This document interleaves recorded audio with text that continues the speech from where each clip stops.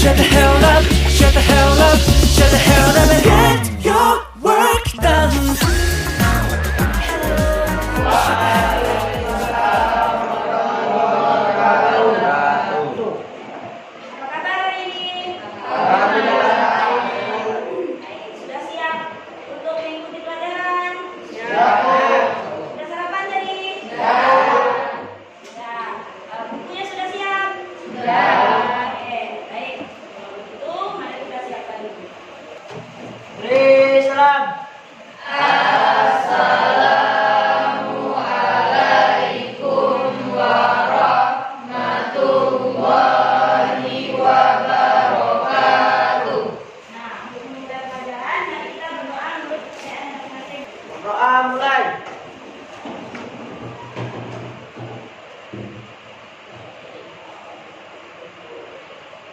Berdoa selesai. Sebelumnya ibu absen dulu ya sambutannya.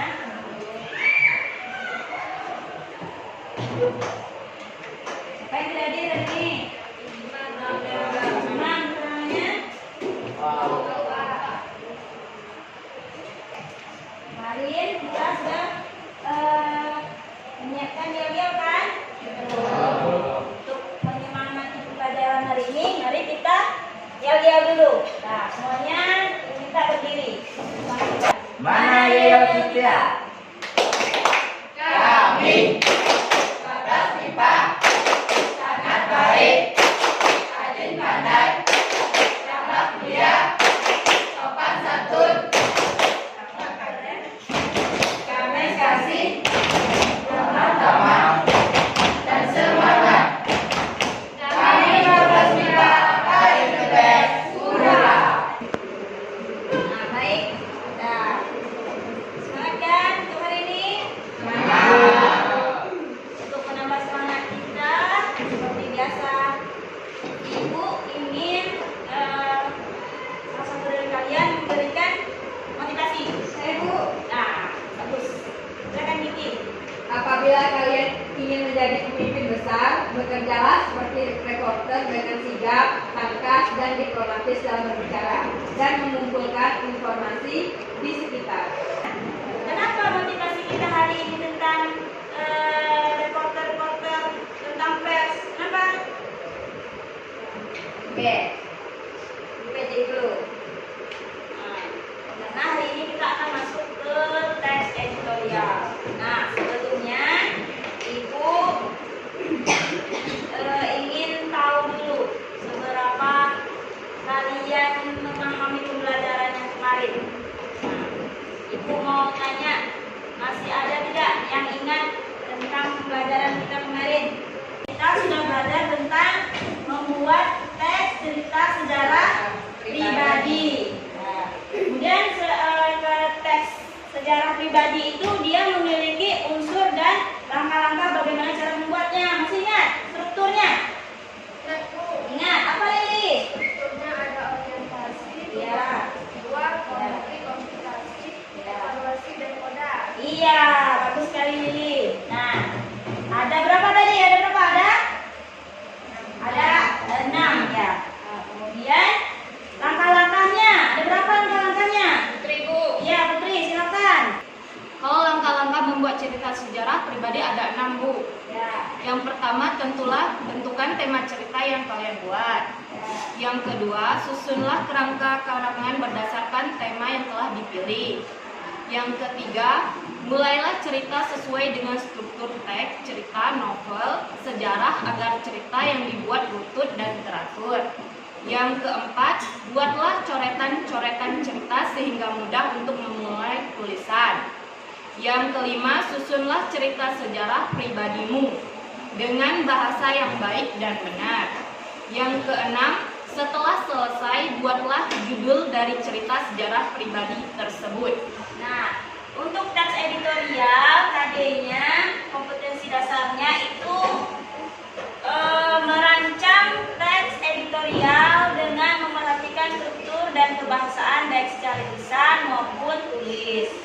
Nah, hari ini kita akan membahas tentang IPK-nya 4.6.1 tentang menulis, menganalisis struktur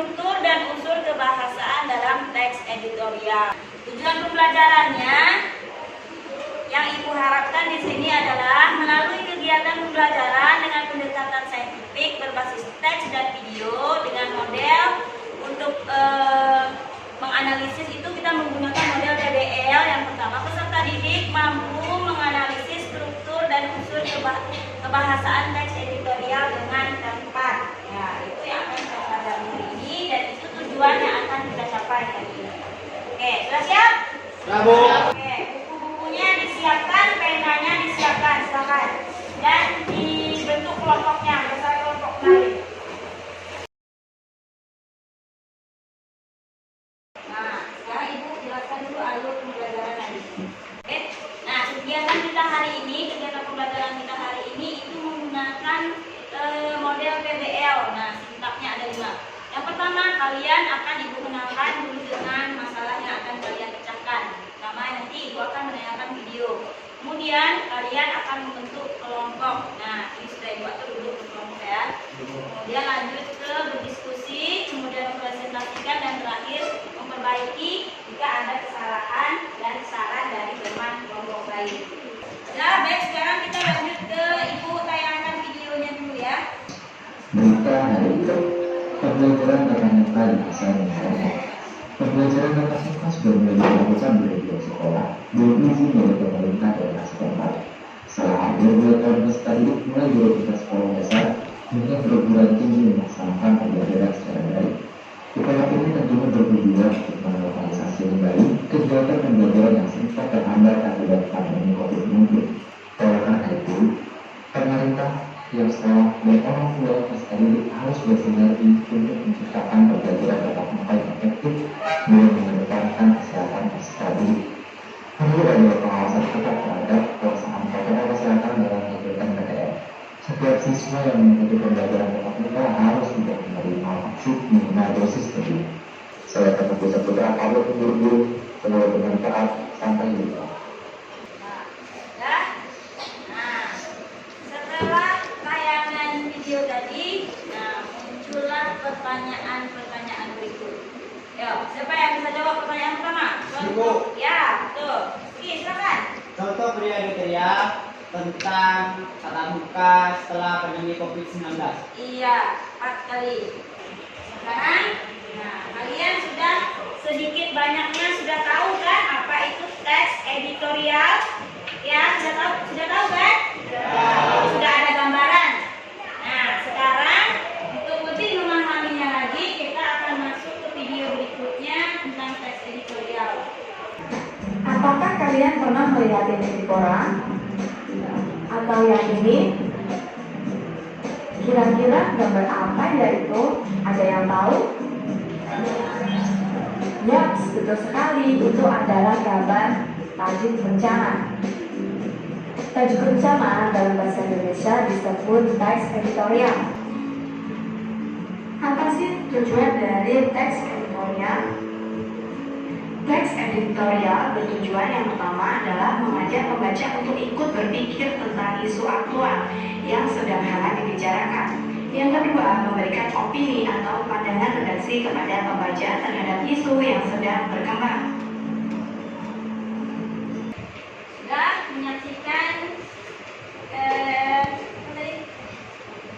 video materi teks editorial. Nah, di situ tadi dijelaskan bahwa teks editorial itu dalam bahasa Indonesia dalam bahasa Indonesia teks tajuk rencana disebut dengan teks editorial. Ya, sampai sini ada pertanyaan, ada yang belum dipahami, silakan. Ya, Esa, silakan. Teks editorial itu sama dengan berita. Nah, ayo, siapa yang bisa menjelaskan kepada Esa dan teman-teman yang lain? Apa? Ya, Sofi, silakan. Berbeda, Bu. Ya, berbeda. Kalau teks editorial itu pendapat dari redaksi. Ya. Kalau teks berita itu kejadian yang ada atau suatu peristiwa. Ya, berbeda. Nah, menurut Sofi berbeda teks editorial dengan teks berita. Ya. Ada yang mau bertanya lagi? Tidak ada. Baik, kalau tidak ada, sekarang kita masuk ke berdiskusi ya.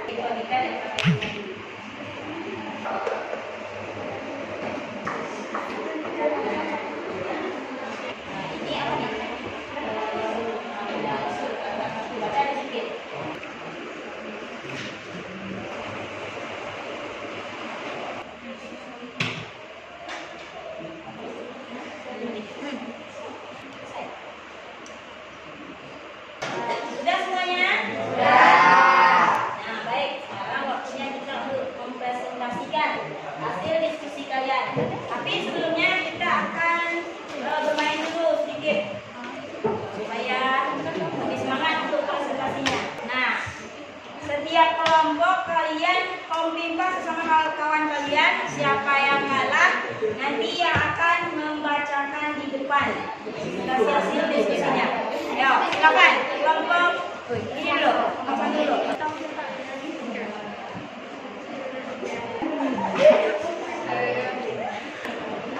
Ya, ini berarti ya.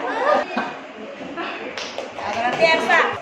Oke, yang kalah tadi Dinda, Tania, Ines, dan Elsa sini. Kompimpah lagi. Siapa yang baca duluan? Ya. Oke, berarti Tania. Assalamualaikum warahmatullahi wabarakatuh.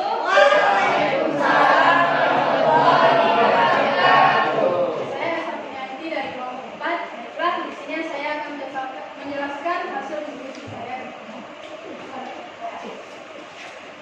Setelah hampir 2 tahun peserta didik dari mulai tingkat sekolah dasar hingga perguruan tinggi melaksanakan pembelajaran secara daring. 3. Konsumsi.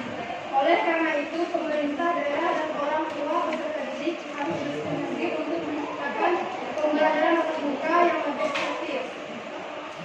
Sebelumnya ditanggapi dulu. Ya Bu, untuk kelompok 4 sudah sangat baik jawabannya. Terima kasih. Tolong untuk volume suaranya ya biar teman-teman semua bisa mendengar dengan jelas. Ya, itu ya masukan untuk kelompok 4. Nanti untuk teman-teman selanjutnya kalau presentasi suaranya tolong supaya kawan-kawan yang lain bisa mendengar dengan jelas. Assalamualaikum warahmatullahi wabarakatuh. Waalaikumsalam warahmatullahi wabarakatuh. Perkenalkan, nama saya Dinda Grafika. Saya perwakilan dari kelompok 2 ingin membacakan hasil diskusi kami, yaitu menganalisis struktur teks editorial. Yang pertama, ada pengenalan isu atau tesis.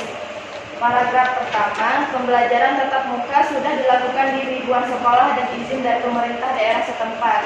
Yang kedua, argumen atau penyampaian pendapat. Sekian dari saya. Wassalamualaikum warahmatullahi wabarakatuh. Sekarang tanggapan komentar untuk kelompok 2. Kelompok 2 sudah bagus ya jawabannya, tetapi perlu ditambah lagi bagian struktur teks editorial, argumen. Itu paragraf 2, 3, dan 4. Mari kita simpulkan pembelajaran hari ini.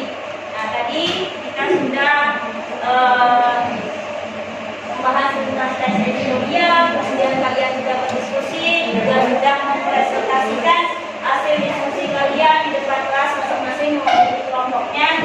Nah, sekarang sampai pada menyimpulkan dari pembelajaran kita hari ini. Nah, siapa yang bisa membantu Ibu menyimpulkan pembelajaran kita hari ini apa? Yang pertama, apa? Mengajak pembaca untuk ikut berpikir tentang isu aktual dan memberikan opini redaksi tentang suatu isu kepada pembaca. Nah, kemudian yang kedua apa? Siapa yang bisa bantu Ibu? Iya, Tania, silakan. Editorial ada 3. Ya. Pernyataan pendapat apresiasi. Ya. Argumentasi. Ya. Yang ketiga, presentasi ulang pendapat. Iya. Jadi itu ya kesimpulannya hari ini kita belajar tentang teks editorial yang mana tujuannya adalah untuk mengajak para pembacanya memikirkan tentang isu aktual yang sedang terjadi. Kemudian ada tadi yang dijawab Tanya, strukturnya ada 3. Yang pertama ada tesis, yang kedua ada argumentasi, yang ketiga ada penegasan ulang. Untuk kebahasaannya dia menggunakan kalimat retorik, menggunakan parameter. Baik, untuk pertemuan selanjutnya ini jangan lupa seperti biasanya Ibu memberikan tugas untuk di rumah ya. Carilah sebuah teks editorial di internet, kemudian kalian analisis seperti yang kalian lakukan tadi hari ini. Kemudian pada pertemuan berikutnya ditentukan. Dan nah, untuk lebih semangat lagi, sekali lagi kita yel-yel kita tadi. 1, 2, 3. Mana yel-yel kita? 12 MIPA. Kami